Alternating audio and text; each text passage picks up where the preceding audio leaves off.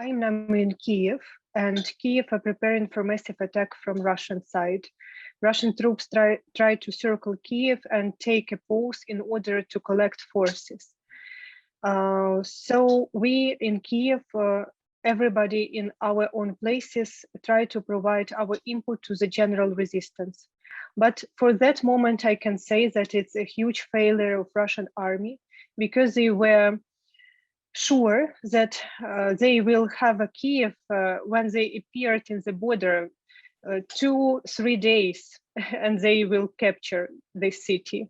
But now we resist for 2 weeks and with a army which tell that they are the second powerful army in the world. So I think that it's huge failure of Russian army. And the problem is that we don't know how much time we have. Ella es Oleksandra Matviichuk, activista ucraniana, presidenta del Centro de las Libertades Civiles de este país y una de las abogadas que está recogiendo evidencia de crímenes de guerra en la actual invasión rusa a Ucrania. En una entrevista exclusiva con el diario de hoy, ella nos contó cuál es el estado actual de la invasión a su país. También nos habló de la resistencia valiente de los ucranianos. Nos dijo que la posición de aparente neutralidad, es decir, de negarse a condenar abiertamente a Putin, es una posición poco honesta y una posición irresponsable.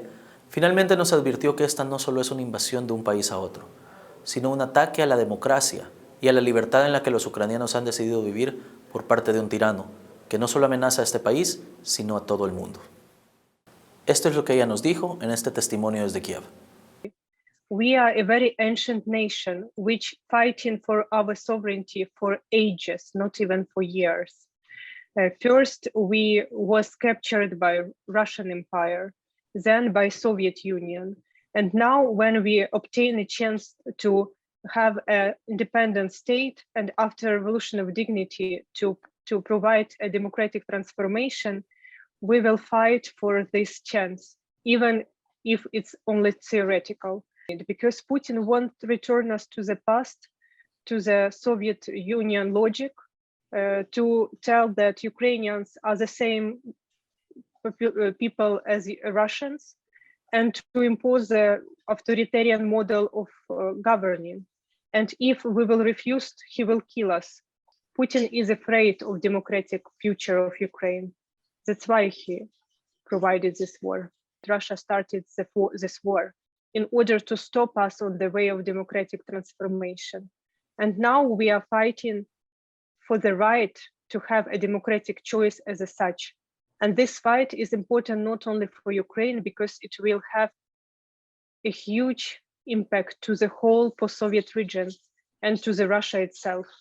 Today, I documented war crimes, and I can say that they intensively is increasing from day to day.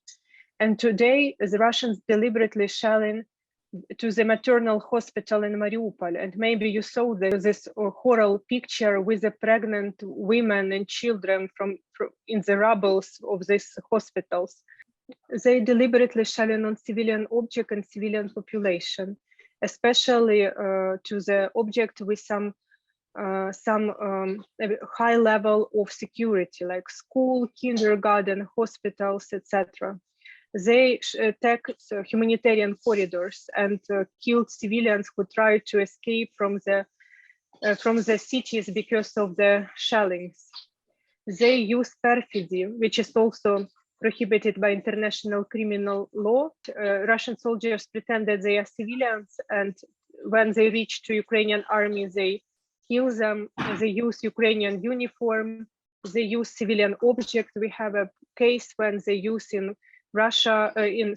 Kiev, the ambulance car, which is also prohibited to use medical car for the military purpose. And also they provide deliberate attack to the medical personnel.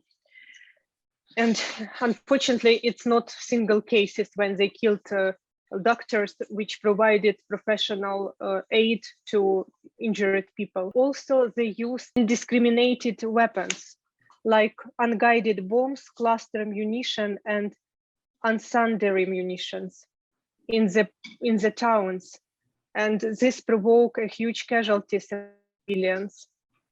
And it's all war crimes, And it's also a very interesting fact that if they so powerful army as they pretend to be, why they don't struggle honestly? Why they use war crimes against civilians?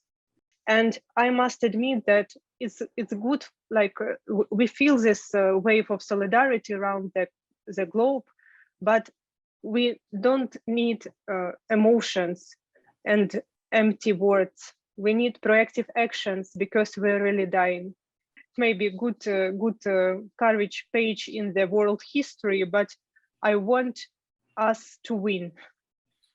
There are different measures which democracy, which countries don't take, unfortunately. And the problem is not they don't know how to stop Putin. The problem is that they don't want to go from the zone of comfort for itself. For example, to stop buying oil and gas from Russia, to cut all Russian banks from SWIFT, to provide Ukrainian necessity weapons to protect our sky, to put Russia in a blacklist of FATF. And I can conclude these measures which is not already taken. And I think that we are all human beings. And if we decided to live in free world, we have to support each other. Now it's not a condition between Russia and Ukraine, is a civilizational battle between autocracy and democracy, where Ukraine is only a far front of this battle. So it's not solution to be neutral. It's very temporal position. And if the evil will win, this neutral state will be the next. And you couldn't put on one table, on one level, the two sides and say, I'm neutral because war is violence. You have to understand who invades countries. And in this example, it's very obvious that Russia invades Ukraine, and now Russia shelling Ukrainian cities. It's very easy to understand what's going on. And people who tell that two sides are the same, it's the people who don't want to go into detail and to take a position. Because when you take a position, it's obliged of you to provide some action. That's why it's very comfortable position to say, I don't know what is going, I don't know who is right, the both sides are guilty because they use violence, etc. But it's not honest position. And it's very irresponsible position because, as I told in my previous comment, if we will not stop this autocracy, they will have influence to the other countries.